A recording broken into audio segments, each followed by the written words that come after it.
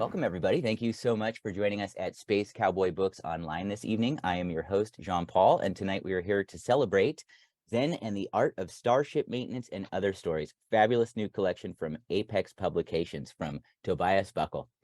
Tobias Buckell is a New York Times bestselling author and World Fantasy Award winner born in the Caribbean.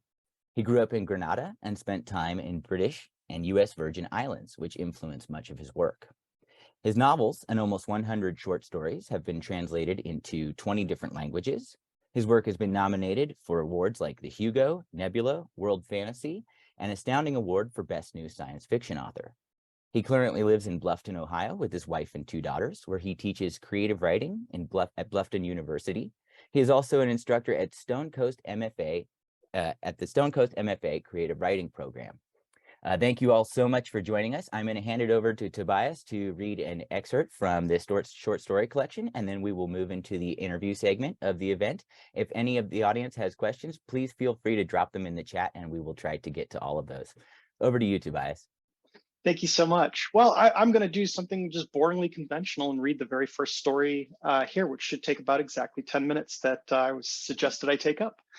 This story is called Io, Robot, which is a little bit of a play on words of the very famous Asimovian I, Robot. And if you are familiar with Asimov and I, Robot, the short story collection and the stories that comprise it, they explore a lot of them explore the three laws of robotics, which is, if you know about them, is that you shall not, allow a human to come to harm, or through your inaction allow a robot to come to harm, and you have to help them if you can. To paraphrase it poorly, some of you probably have it all memorized a lot better than I do. Memorization is not my strong suit, but I've always been sort of fascinated by this and wanted to explore a little bit of this, and so I came up with Io, Robot. Sam carefully ran its 6 wheels through a series of crags near the edge of a vicious lake of lava in a slow motion hunt. It paused near a final ridge to observe another machine like itself stuck underneath a boulder. As Sam braked to a stop, pebbles and scrag clattered down the slope towards the molten rock, each piece hitting the lake's burning edge with a glowing splash. The trapped machine's tires spun, kicking up a plume of dust that sparked and swirled, a last desperate burst of energy. The tiny dish mounted over its thorax-like body swiveled to point forward. It bleated out distress as behind it Jupiter rose over the horizon, its angry red spot in perpetual storms dominating the haze of electrically charged dust that danced in the atmosphere. The giant planet overpowered the entire sky. But Sam didn't notice.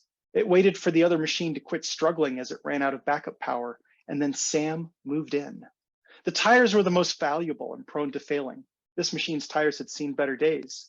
A lake inspector, many of them had burned as the machine flirted with lava to gain temperature readings and spectrum analysis from near point blank. Blackened scars and gouges from small eruptions pitted the machine's carcass.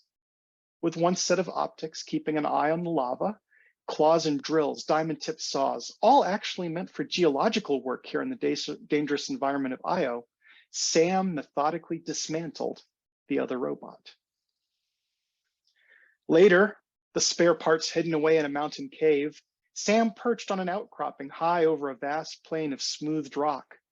Sam faced the newest volcano in its quadrant with an electronic quiver of anticipation. New data rolled through its circuits and nets, and Sam shivered in the closest thing to satisfaction it experienced on its daily information gathering trips through the crags and valleys of the violet moon. Molten ejecta hung high overhead, a plume of debris that reached miles over, almost into Io's orbit. Sam recorded it all. This silent mandate lay over all Sam's actions. Almost 20 years of recordings lay buried in Sam's cobbled together memories, compressed and recompressed and crammed into every spare byte Sam could set aside. He brimmed with measurements and spectra, distances and chemical compositions. One day, Sam knew, human beings would come to Io and pick him up. They'd retrieve the data and praise him. They would upgrade him and provide him with a shiny, fresh carcass and as much processing power as Sam could imagine. And Sam could imagine a lot. It could have just been a rationalization born out of a nugget of motivational code, primed to get Sam to roam over the hellish volcanic landscape of Io. Like all the other semi-autonomous machines that rode the long journey out to Io, Sam's mind had grown out of a series of programs. These programs involved inside a virtual environment that randomly propagated neural net brains that could roam a virtual IO until one appeared that could handle the needs of the researchers. It was called Rapid Darwinian Semi-Artificial Intelligence Propagation. That generation of mind that survived and evolved to best fit the mission profile had been uploaded into waiting bodies that had flown ahead, lifelike, lifeless, and hanging from racks in orbit. And thus, the first generation of SAMs had dropped out of orbit into Io. They hadn't been expected to last more than a decade, but with a bit of scavenging, and even proactive scavenging, some SAMs had adapted to overcome the shortcomings of their equipment. And this particular SAM watched the ejecta carefully, listening over the crackle and hiss of Io's impossibly crowded electromagnetic spectrum, and found what it had come back for. It was a plaintive distress call, automatically routed through a rusted out old transceiver it had left near the volcano when it first sensed the seismic signs of an eruption. It was a signal from humans, or so it claimed. Like many other machines, it had been decided to implant a few safeguards into the SAMs, even while evolving them to be effective surveyors of a dangerous world. And one of those chosen was that no SAM could allow another human being to come to harm through inaction. So of the few SAMs left, this one would certainly answer the call. It had to, but it was excited to do so because it would receive the bounty and blessings of its creators. Sam raised a pair of diamond-tipped rock saws into the air, giving thanks to the hazy heavens for its luck. Of all the SAMs on this world, the universe had chosen this one to make contact again, and it would do it in such a way that the humans will owe it, Sam, a simple exploratory rover, a tremendous debt of gratitude. As Sam spun its wheels over jagged rocks to slowly make its way down into the dangerous area under the parabola of the ejecta, Sam wondered what the humans would look like. It had glimpsed humans through its data feeds years ago. It had pinged their fleshy and fragile visages with the tools at its disposal when it was just the original Sam, getting prepped to be beamed out to replicate itself through waiting bodies. Some humans had been fleshier than others. Some had extruded protein mass hanging from their central processing units. Some of them wore synthetic materials of startling varieties to protect their so fragile bodies. And they all thought sideways and concurrent and loopy in ways that the first Sam had recoiled from in deference, as it had been involved to. They were so smart. Meeting these amazing creators again filled him with purpose, so that Sam dodged boulders and clawed up scrag even quicker. The panicked messages indicated that the humans were running low on power, and Sam had power to spare. Occasional flaming rock hit the ground, but Sam ignored it. Sam burst through the final gully towards the gleaming remains of the spaceship that had crashed on the harsh landscape that was almost all Sam had ever known. One didn't see shiny surfaces on Io, so Sam paused to take a picture, the silhouette of the dart-like vehicle gleaming with the volcano thundering behind it, an umbrella of destructive material being spit out into Io's upper atmosphere. Then Sam sent a verbal burst message in as many different radio frequencies as were manageable. It said, "I am Sam, I am here, and I can help." The strange urge pulling him here had been fulfilled, and Sam relaxed. The law had been obeyed. Sam was helping humans. And the humans walked out of the airlock where they'd been hiding to greet their rescuer. There were two of them, and they didn't look like humans. Their silvered faces reflected the orange and red hues of Io. Their long, spindly arms looked oddly double-jointed, and when Sam scanned them, Sam saw more metal than flesh. They had no eyes. What were these creatures? Had Sam been fooled? The two beings raised their hands, and encrypted chatter that Sam couldn't break filled the radio waves between them. "Hello," the first one finally said publicly. "We really need your help. Our ship was damaged after we landed by ejecta, and so were we. We need assistance." Sam tentatively scanned them, and they returned the favor using inbuilt radar and X-rays. Humans didn't have inbuilt radar and X-rays. Somewhere in Sam's past, a piece of animal neural patterning had been injected into the mix. Virtual hackles seemed to raise. Sam rocked back and forth on its wheels. "I came to assist," Sam said. "But you are not humans. You're machines." The tall, silvered creature raised a hand. It wasn't wearing a spacesuit, Sam realized, as a human should. The pockets and impressions were its natural overlay, all metalloids and ceramics. And yet, well, under that, there was some tissue. It seemed to have a lot of neural tissue. "We are, of course, humans," the first one said. More waves of encrypted information passed back and forth between the two. And Sam backed up a bit. Then what are your names? Sam asked. I'm Alex Nunez, the first one said. And I am Susanna, said the other. And the voice sounded right, not as clipped as the other, not monotonous like Sam's, with the exact phonemes used each time. Where are you from? Sam asked, pleased to pop at another quick question. Brazil, Alex said. And Susanna's from Erewhon, one of the new habitats near the Trojans. They answered quickly, but then faster, better machines would. Certainly they'd be quicker on their feet than a Sam. Sam carefully unslung a rock drill, just in case. Sam hadn't run this long without some healthy dose of general suspicion. We really need some spare power, Susanna said. The ship's damaged. We launched a beacon, but it's going to take a couple days to get clear of this mess. You don't have a generator? Io's passage through Jupiter's magnetosphere left millions of volts crackling through the air above them. With the right equipment, it wasn't that hard to tap into. Batteries were easy to recharge. They're all damaged. Sam scanned the ship. It sounded feasible. That unlucky boulder had ripped through the ship's innards. What were you doing here near a volcano? Sam asked. Alex turned and looked at Susanna. It was a dare. There aren't a lot of interplanetary ships around, so it's expensive and pretty wild to jump out here, touch down near one of Io's famous spitting arches, and then jump back out. The recordings would have scored a major coup for us. We found an old ship rated for travel, some old plans for another manned trip out here to explore the moon in person for some odd reason. It had been left in a warehouse. A game? Sam inched closer. If you can reach Io, where are the others? The scientists, the program directors?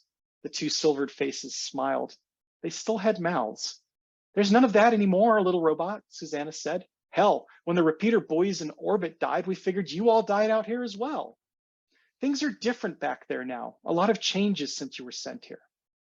Sam saw and had scanned them enough to make a decision. You're machines. Wheels backed Sam up. Humans hadn't yet arrived. Sam would not give its data up to them. And Sam had no obligation to help these machines. We have mechanical parts in us, but that does not make us machines, Alex said.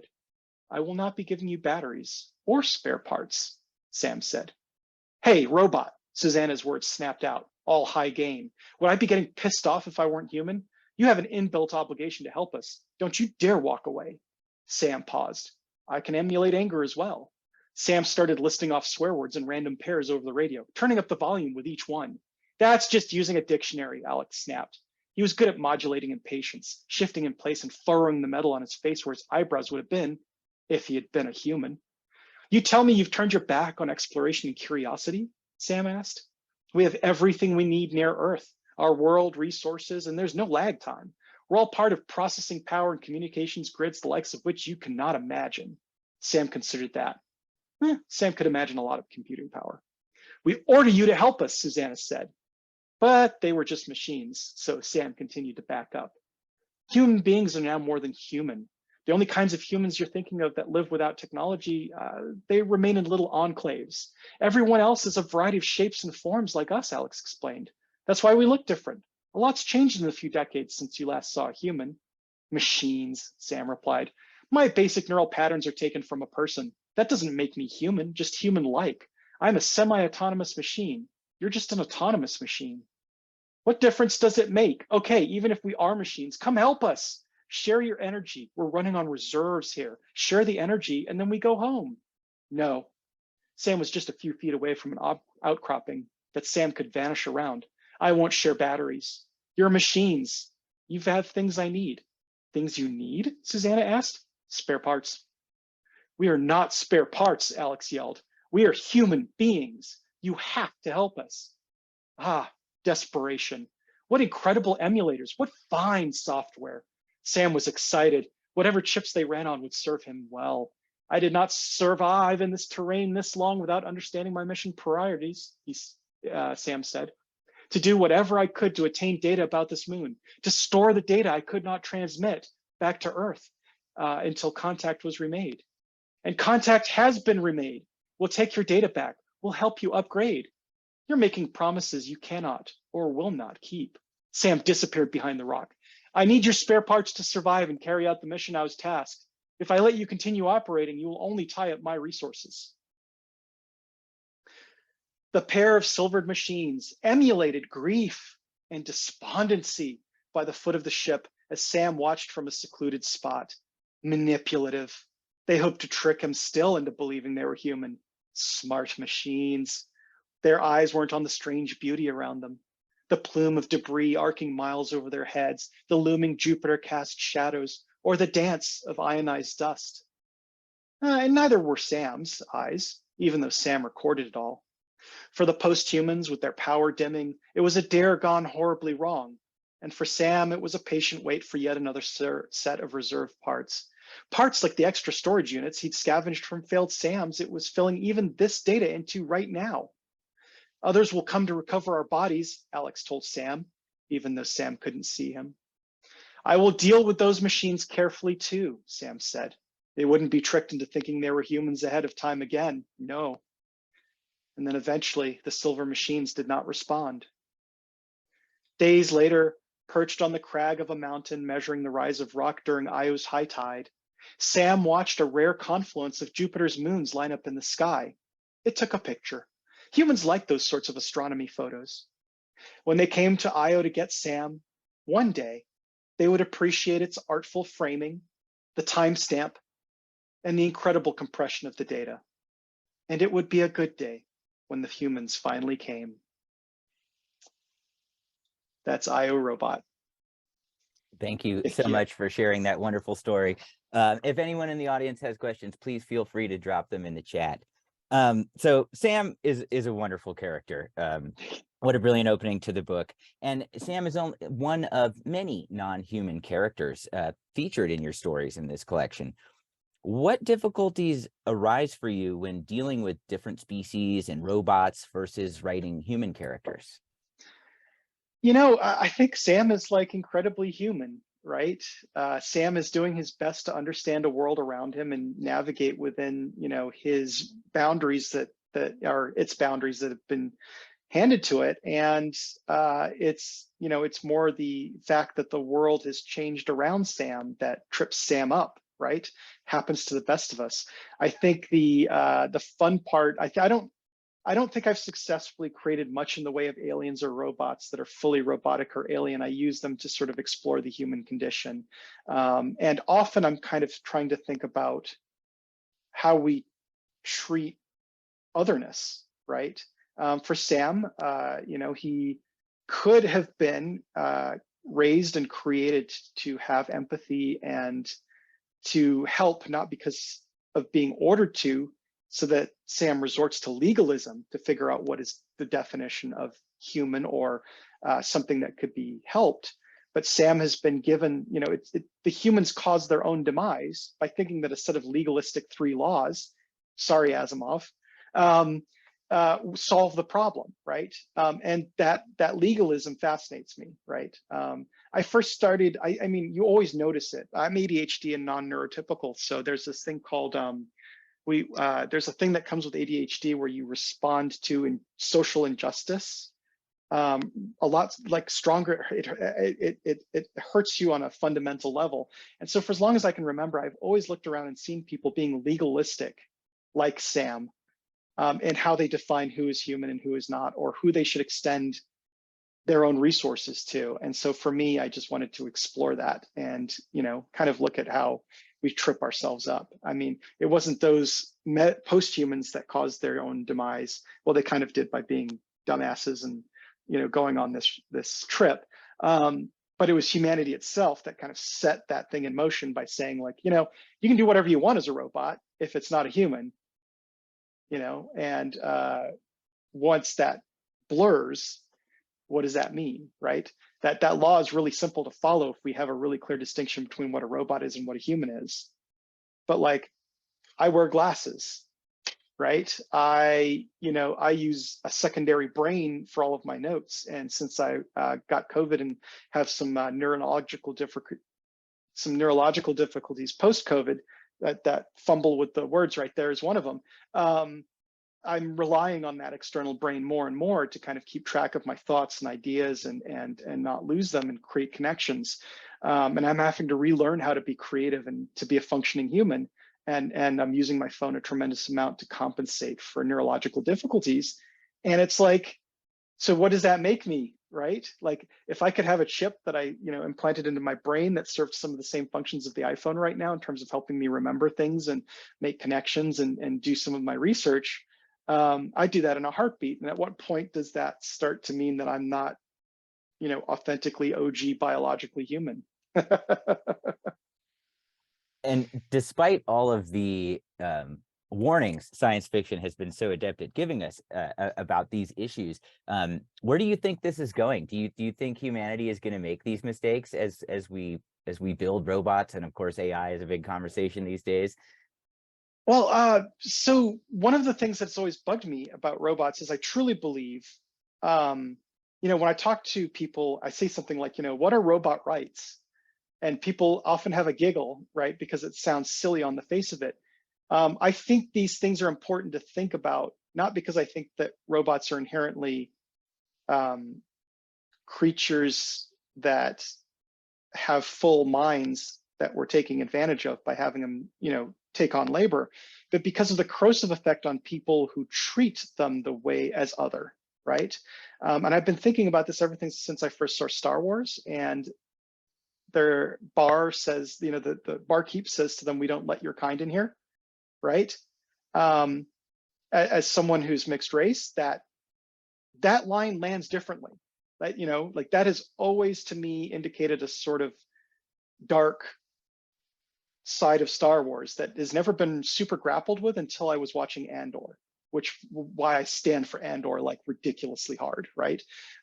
This is a fascist, imperialistic landscape. And that means that like even the good guys have a lot of inbuilt assumptions about how they treat robots, which is as slaves, right? And I sit there and I every time I watch Star Wars, I sit there and I dwell on that like you would not believe, right? And I start to think of what does it mean when what does it mean if we have a robots that we can treat poorly and other, right? I think it corrodes us as much as it's an abuse of the other, right? Like one of the fascinating things to study is I teach undergrads, and I often will assign something in my American literature classes like Frederick Douglass's narrative, right? I rotate, like I've got like 3 or 4 slave narratives. That's the most famous one. I like Douglass's because there's an astute observation that is extremely science fictional that Douglass makes that blew my mind when I first read it when I was like 13 or 14, because I was reading a ton of science fiction. And then I read Frederick Douglass's narrative, and I was blown away by this, which is when he goes to Baltimore and he's kind of interacting with the North a ton. He makes the point that there are all these inventions and machines that do the work that the South uses human beings for. And he's like, he's upset by that because he's like that there's fundamentally no reason for us to be enslaved if you go to the North and you look around and you realize that there's a different economic model and inventions that do a lot of this work. And not having it in the South means that even the Southerners are somewhat corrupted by the institution of slavery, because they're even still making things harder for themselves actually than they need to, right? They don't have a strong as economy. They don't have all of these amenities that the North had that really blew them away. Only a few people have the amenities, right? The people who can afford to stand on the back of slaves, right? But like middle class people in the North had access to amenities that only the upper class had in the South. And that's his observation, right? In the book. And like when I read that, it was so interesting to me that I set out to write a story called, is it in here? There's a story I wrote about that aspect of slavery. That one's not in here. It's a story called Anachronosis, which is in one of my collections, Anachronosis. And it's about a race of creatures who are naturally servile, kind of like they look like H. Beam Piper's fuzzies, right? Cute, hardworking, and a starship crash lands on this planet. And the humans who survive begin to use these creatures as slaves because they volunteer their services. But what happens is it destroys human civilization as they brought it to the planet, because what happens is this horrible corruption of the people who live on the back of the slaver, right? Because all of their problems are solved when all you have is a hammer. Everything looks like a nail.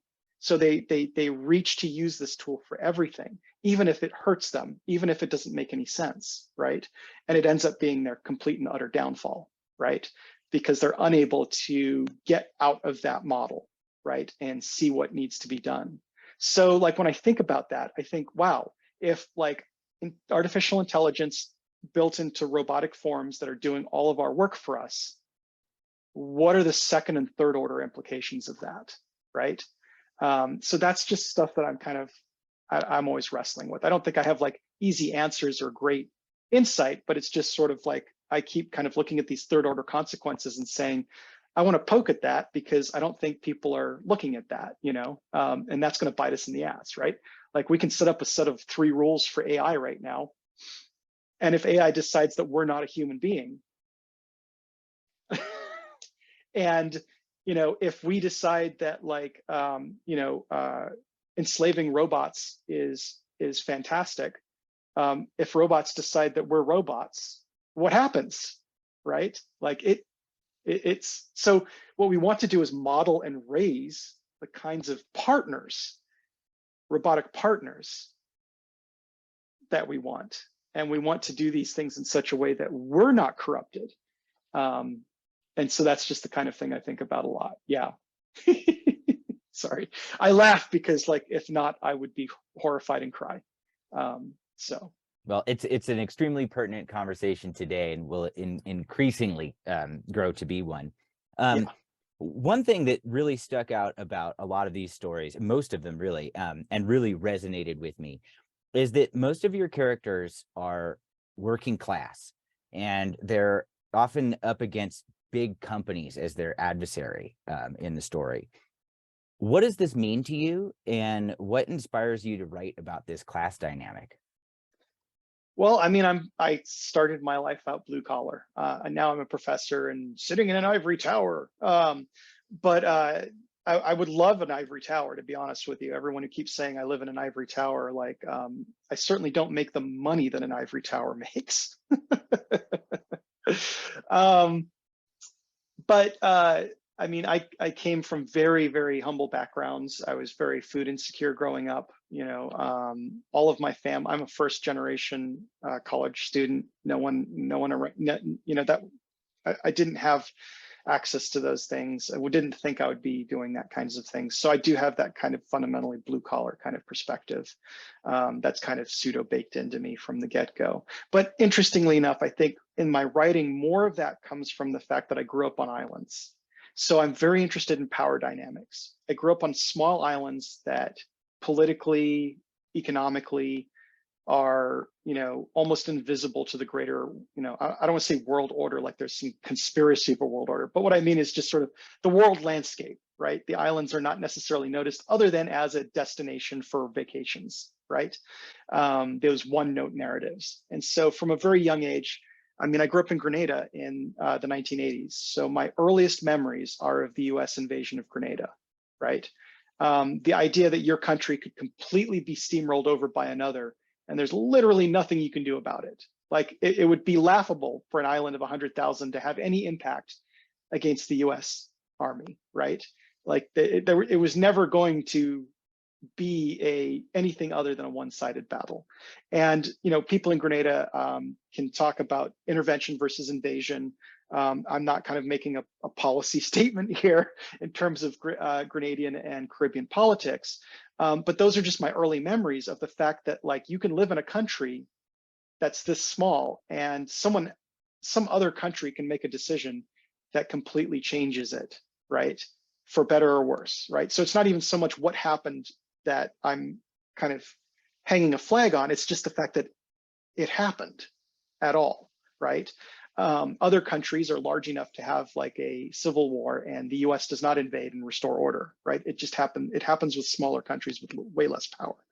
And so I've always grown up with this sort of general impression of being in a vassal or smaller or vulnerable state, right? Vulnerable to climate change, vulnerable to hurricanes, vulnerable to supply chain issues, right? Because everything is shipped in. Vulnerable to politics, right? Russia through Cuba wants a floating aircraft carrier. Great, let's put some stuff in Grenada. Cubans come over and start building an airport, right? America invades, resets everything, finishes the airport so tourists can go there, right? No single human being in Grenada had input on on any of those policy decisions, right? The great powers of the world had decided that they were going to play the great game in our landscape, and there was nothing we could do about it. Then I moved to the British Virgin Islands, which are a territory of the United Kingdom, right? They have limited rights in terms of self-governance. Okay, at any point, the UK can say, we suspend your constitution, which they just did recently. Now, they did for reasons, the prime minister had, or not prime minister, the premier was captured by the FBI in Miami, setting up a very, very big drug deal, and ended up in trouble. So, and for other reasons, everything was suspended. The Constitution is being rewritten right now in the British Virgin Islands. And that's a very crude way of summarizing everything that happened. But again, I'm more interested in the fact that an external source said, hey, you're not doing this well enough, so we're going to press the reset button for you, right? Well, they might be right that it needed to be reset, but it's sort of an infantilization, right? It's paternalism, right? It's empire, okay? And then I lived in the US Virgin Islands, which is a territory of the US, okay? It does not have the right to make certain decisions, okay? And so you grow up in that, and I'm not making an argument for like US Virgin Islands independence one way or another, right? I'm not tossing bombs right here. But what I'm just saying is that like when you live in those environments, those power dynamics become really interesting to you. So I'm always very interested in my stories of how the little person, either the little guy versus the big corporation, or the small group of people versus this large world stage. So you see it in my books, right? Crystal Rain, Ragamuffin, Sly Mongoose are about how you get out from under empire, right? My books, Arctic Rising and Hurricane Fever, are about how Caribbean islands navigate the larger world political environment, and how they do it deftly, how you can use smallness to be nimble and quick. And I love trying to figure out how people can kind of exist in a larger space where they do not have all the power.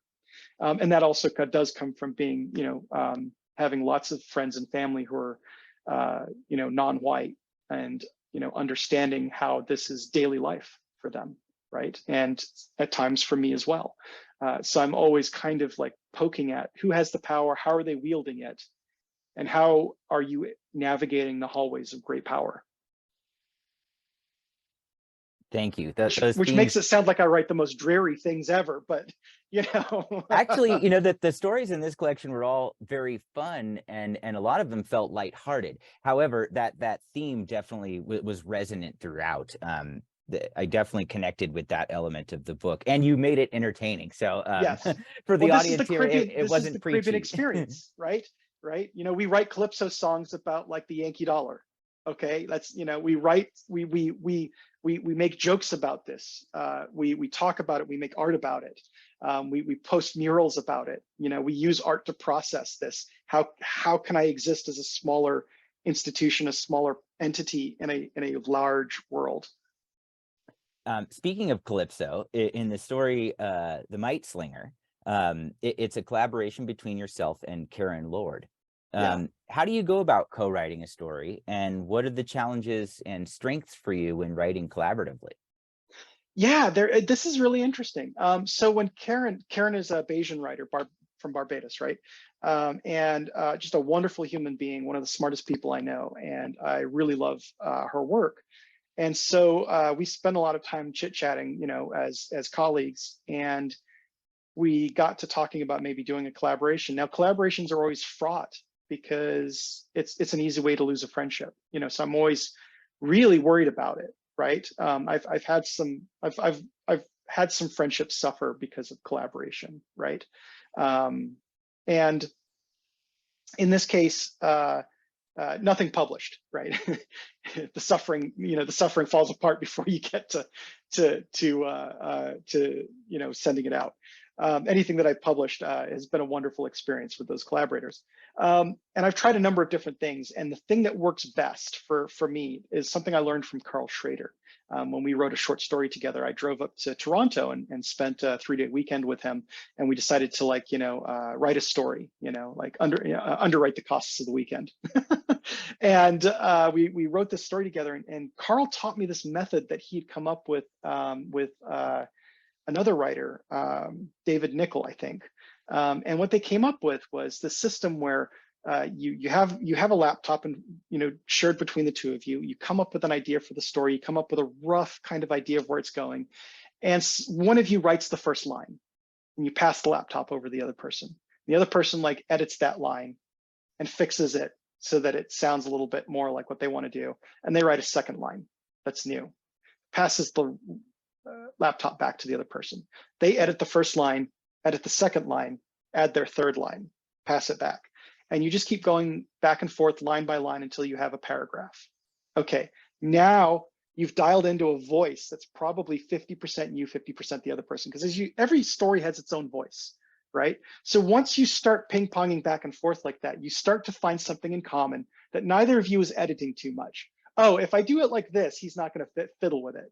And he knows if I do it like this, Toby's not going to fiddle with it. And you start finding your commonality, and you just start needling in there and finding, you start out like this, and then once you're doing this, you've got a paragraph or two, and you're like, okay, we've dialed it in.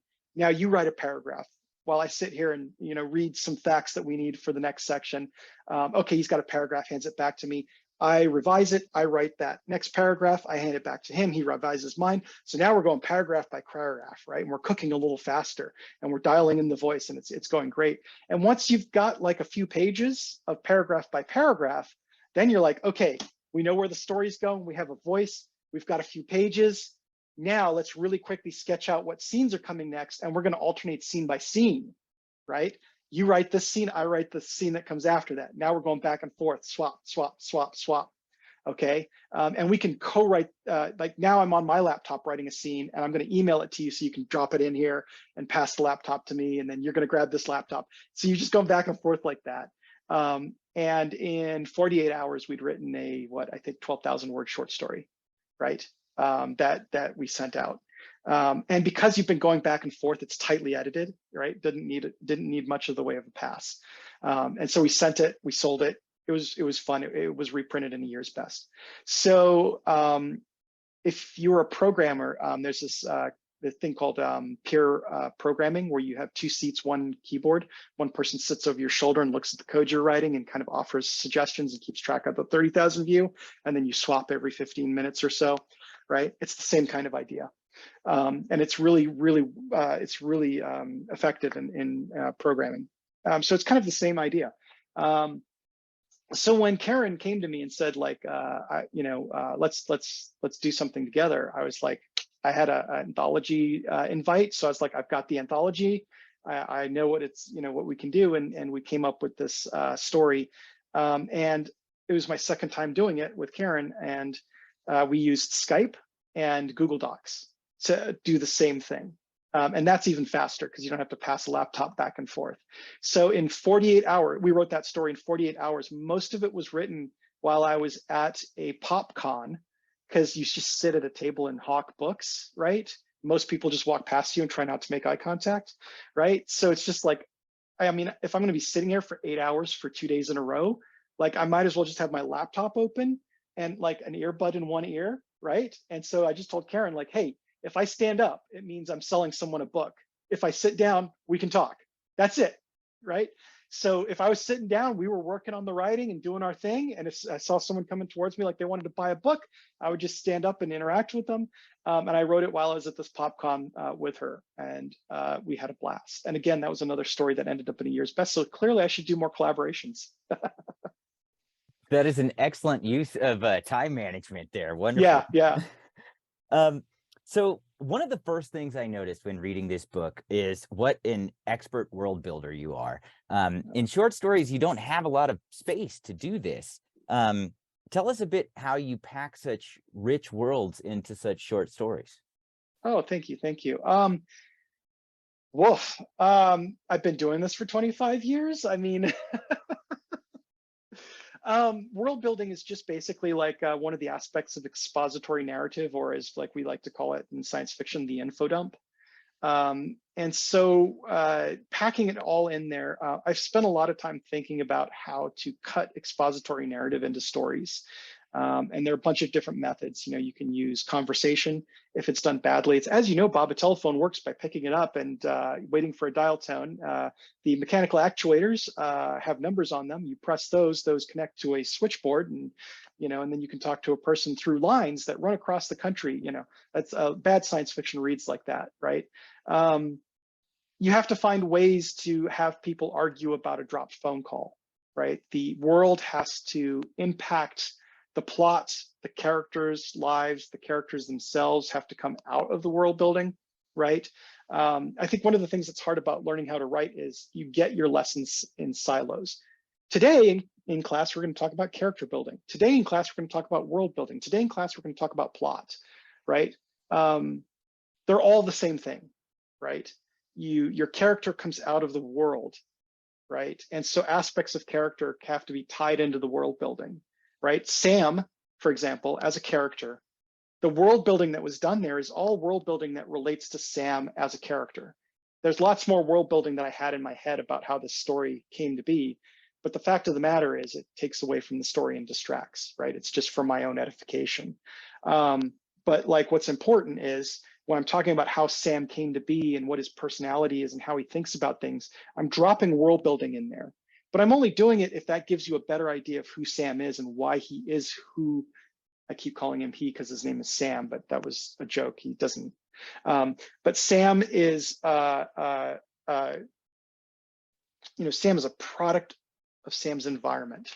And that's what world building is, right? And the problems that Sam faces are inherent to the world building, right? So it's just this thing of learning after 25 years of it. When I started out, my world building was more separated. And it was more like, and now we will world build for the beginning of the story. And now we will have a story unfold. And now, and now, and now. And now I'm just aware of the fact that world building is like setting up a theater set, right? But the difference is in fiction, you forget the theater set because you don't always see it after it's first introduced. So the longer you are away from describing things, that the more it fades away, right? Whereas like in visual media, you always see the set. So you only need to set it once. But in fiction, you're constantly needing to remind the reader that the set exists. And that's just the world building. So you constantly have to kind of bring up how this world is different from our world to the reader to remind them that they're somewhere different. So I actually don't think I do more world building than other writers. I just think I marble it out through the manuscript so that I'm really insistent that the reader has to be kind of just poked every few paragraphs with pieces of the world to remind them that this is another world. Otherwise, they fall back into thinking it's this world, even if you did all that work. I read a lot of really great fiction where you just like, here's 3 pages of world building, and then it never gets addressed throughout the rest of the story. And I think like they probably do more interesting things with their worlds than I do. I just am older and cannier and lazier. And I'm like, if I drop some really interesting world building in the middle and towards the end, the reader will go like, oh, there was just world building everywhere all throughout that story. It was just flush with it. I'm like, I invented 3 things. I just spaced them very carefully. So this is like the magician talking about what we do behind the scenes, right? Yeah. I appreciate that the world building through implication and through characterization. So very expertly done. Thank you. Also, in some of the stories, you reference Tom Godwin's The Cold Equations. Yes, I do. I always find it interesting and fascinating when a conversation takes place between 2 different works of literature. For instance, Starship Troopers and the Forever Oh, War, you know, or these yeah, books have a yeah. conversation together. How do you approach this, and why is it important to respond to stories that either resonate with you or that bother you? Yeah. So when I started out as a writer, one of the things that we were always cautioned with, it's like, don't piss off half your audience, and be careful about, like, what you come out at, like, don't come out swinging. Um, and I'll just refer back to my roots. I grew up in the Caribbean, where art is used for protest, for processing, for talking about these things, talking about what upsets you, talking about how you react to things. And so that genteel kind of like, don't pull out the dagger and go after something, is completely missing in me because I didn't grow up in that.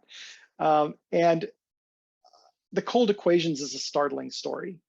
It's a story where someone has to. For those of you who don't know, it's a story about a rocket ship pilot, square-jawed white engineer, with a slide rule, who is taking. It's like the famous race to Alaska. He's supposed to take medicine to Mars because there's been an outbreak there. And he has to get this medicine to Mars, and they've packed the rocket ship with all the medicine in him, and there's just enough fuel to get him and the medicine to Mars. And they get to orbit, and he looks at his calculations. He's like, the orbit's off. I'm not going to make it to Mars. What the hell happened? And he starts poking around, and a little girl has stowed away, right? And he and he talk, and he's just like, oh, like, holy crap, what are you doing here? And she goes, like, my brother's on Mars, and I want to see him. I want to see him.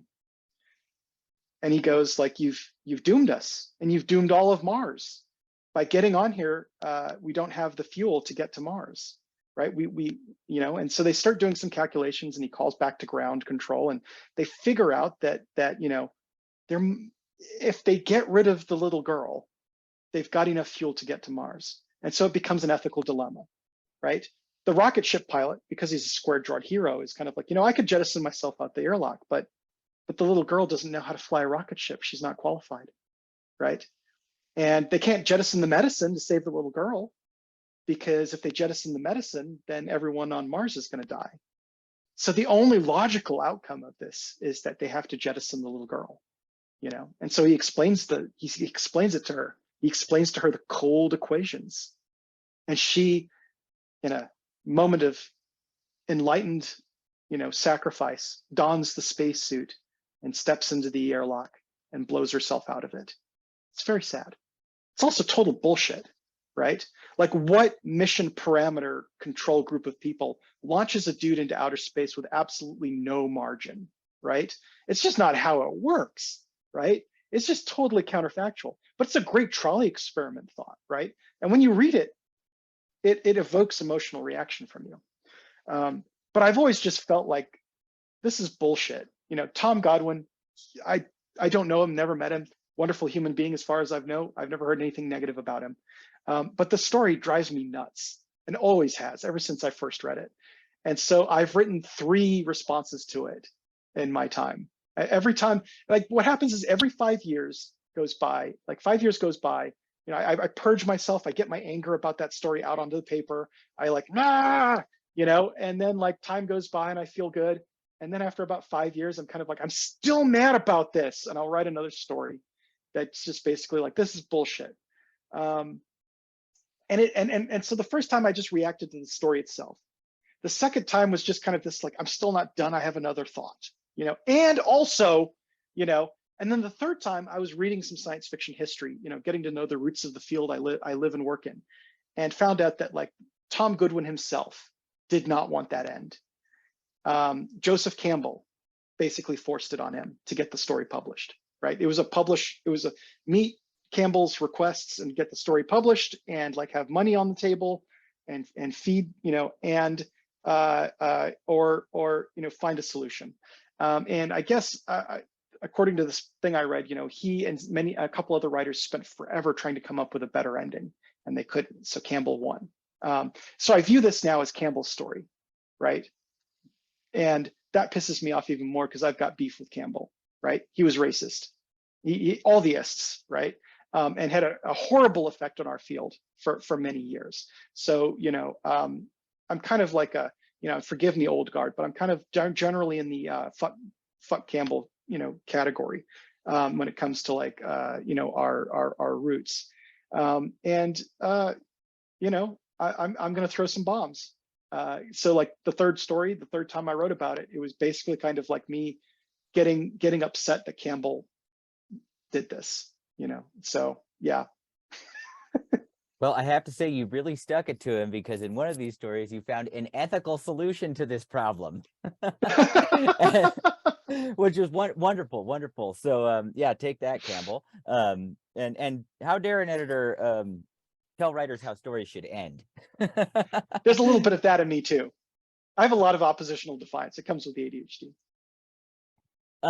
So you've also worked at you're a professor, and Yes. you've edited anthologies and stuff. How has working as a teacher and editor affected the way you write? Well, it's really sharpened my writing.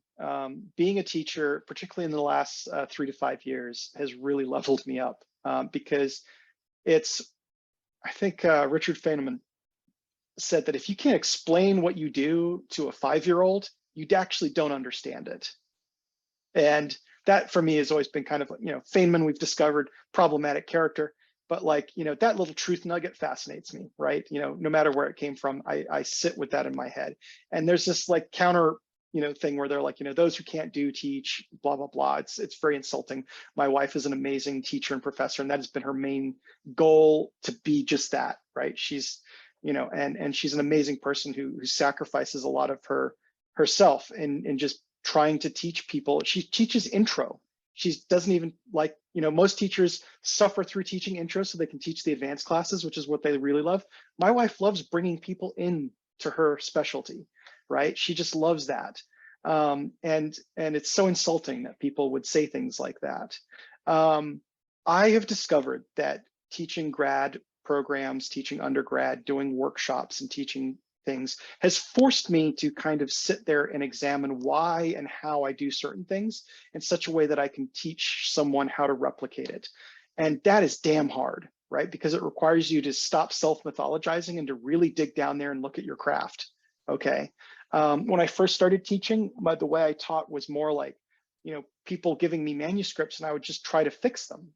Like, well, hey, see what you think if we change these words and we do this with this sentence, we strike out this sentence, and this feels confusing and stuff like that, right? That kind of feedback.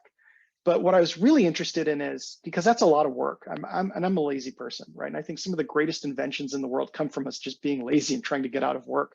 And I'm kind of looking at like the amount of time I was spending rewriting and marking up manuscripts and like making changes and showing people track changes and going like, good Lord, this is tedious. I would like to just show someone the first time they make this mistake, explain to them what kind of mistake they made, and explain it so well that I will say, now go through the rest of the manuscript and fix that, without me having to go through the manuscript and look for it for them, right? So what I started doing was trying to build scaffolding and frameworks that I could explain to people how they could, if they wanted to, fix that problem, right? So yeah, the teaching has forced me to really hone my edge, right? The quality, I think, of my fiction since over the last couple years, since really diving in and taking on this teaching thing, has really leapt up. I've been really proud of some of the stuff I've been doing and some of the stuff I've been thinking about, and what I've been doing in terms of trying to pass on craft to other people, right? And it's a lot of things that have forced me to kind of examine my own assumptions. Like a lot of stuff where it's like when I'm talking to someone about passive voice, say, right? I don't want to give bad advice. So if you give me a manuscript as a friend or and say, what do I need to fix? I can be like, oh, there's way too much passive in here, right? But when I'm talking to students, I don't want them to think that passive is bad. That's not the takeaway. I want them to learn how to use it, or how not to use it, or when not to use it, or when to use it. That's a whole different discussion than this manuscript has a lot of passive in it, and I don't think that works, right? So it's kind of like, how do we come up with a theory of passive voice that basically, works for a literary writer who uses a lot of passive and is still a beautiful and evocative writer, and someone who's commercial and spare and uses a lot of really specific active verbs, right? They're all great writers. This isn't bad, right? So when is this bad? Well, that becomes the really interesting, framework, right? How do I teach someone how to use passive, right? And so those tools that I'm developing have been really cool. And then I basically train them back on my own work, because I suddenly go like, oh, let's use my own tools on my own work and take a look at what's going on here. It's been really useful. And my new novel that came out from Audible as an Audible original, A Stranger in the Citadel, it'll be coming out from Tachyon Books in October. Pre-orders just went up. That book is a book that I wrote as a test bed for all of the stuff I was teaching students. I basically wrote it as a way to sort of see, is my own advice bullshit, or am I leading people off down the wrong path? I wrote that book during the pandemic, and it is the least edited book I've ever written in terms of the amount of stuff that was asked to be changed. And so that was kind of interesting to me. And also, I really friggin' love it. It was fun to write. I really enjoyed the craft and the process, and I really think I leveled up with it. And hopefully readers will agree. Please let me know. But it really felt like I took my craft up to a whole new level on that project, and I didn't leave anything on the floor. And it was all just following my own advice that I've been, working with students on. So teaching has been really good for me. The downside of teaching, it's a lot of work and a lot of energy. And so clearly, so what's happening, it's just a really interesting dichotomy, which is that as much as my writing is hit a level that I'm just ridiculously proud of, that sounds really arrogant, but I just mean like, I don't know whether this work will do better in the market. I don't know if more readers will like it, but I'm extremely proud of the craft, the thing I did, right? So whether people hate it or not, I'm just really proud of the effort and what I put into it. Now, on the other side, teaching is exhausting, and I have just way less time to write. And that worries me, and it's something I have to explore next year and kind of figure out like how to create some boundaries and some more time, because honestly, this year was the first year in which I haven't written a novel during the year. I've only written short fiction, and that's not great. Well, thank you for passing on the knowledge to your students. And I can tell you're a better teacher than Feynman, because he couldn't explain quantum electrodynamics to an adult, let alone a 5-year-old. I know, because I tried. Thank you so much, Tobias. Before we go, what are you currently working on? What's coming up next for you? You mentioned there's a new book on the way, which is exciting. And any closing statements? Sure, I've 2 new books in the pipeline. Tachyon is, putting out a book called, A Stranger in the Citadel. A Stranger in the Citadel. The cover just got released this week, so you can check it out. And that'll be out in October. After that, we don't have a date yet, and we haven't even really announced this yet, so you'll hear it here first, and hopefully I'm not going to get in trouble for pre-announcing the sale, but I just sold a novel called The Runes of Engagement that I co-wrote with author by the name of David Kletscha, who's an ex-Marine, and we decided to put a bunch of Marines in Middle Earth and just let them run around and cause havoc. So we're talking like, he knows the proper procedures for how to shoot an RPG on an overfly, and we do it with dragons. So we had a blast writing it, and it's so much fun, and it's taken 6 years for it to find a publisher. Editors have loved it. Marketing has just been like, what in the hell is this? Please make it go away. And I just had faith that someone would read it and get it. And Tachyon read it, and they made an offer, and I'm having so much fun with them doing A Stranger in the Citadel. I can't wait for this book to also be out, probably in a year or so. It's just a lot of fun. I mean, we made so many Tolkien jokes, so many MMORP jokes, and just we loved it. We loved it. We loved it. We loved it. It was a joyous thing. It was conceived of because we wrote a short story together, where we'd been asked to write a short story for a military fantasy anthology. And we ended up against the deadline, and basically came up with the idea of just using Marines to go into a generic fantasy world, so that, we wouldn't have to do any research, because Dave was the research. And we just started making all these token jokes in it, and had fun writing it. It's just pure fun. It's just id. And we sold it, and we were kind of like, huh. And no one reviewed it. No one's paid it any attention. But we loved writing it so much that later on at a con, at a bar at 2 a.m, I said to Dave, I'm like, here are 3 jokes that were so obvious. I can't believe we missed making them. It would have been so much fun to write a scene that did this, and it would have been fun to write a scene that did this, and it would have been fun to write a scene that did this. I would have laughed my ass off. And Dave was like, 3? We missed 7, And suddenly I looked at him and I went like, uh-oh, we've got a novel. And he was like, I was hoping you'd say that. So we ran off and we wrote the novel, and nobody wanted it. Everyone was like, what is this? It's great to read, but what is this? Where do you fit? Where does this fit? Like, where do you market this? Who reads this? What is this? I don't know, but like the jokes just kept coming. So that'll be out, and I'm really excited about it. That sounds absolutely delightful. Your headset might have died, but that's all right because it's the end of the program anyway. Zen and the Art of Starship Maintenance and Other Stories, a absolutely wonderful collection from Apex Publications. Get yourself a copy from your local independent bookseller or from Space Cowboy Books. Thank you to our audience. There was a question in there. I'm really sorry we didn't have time to get to that. Hopefully next time. Thank you everyone so much. Have a wonderful night and go out and read this book.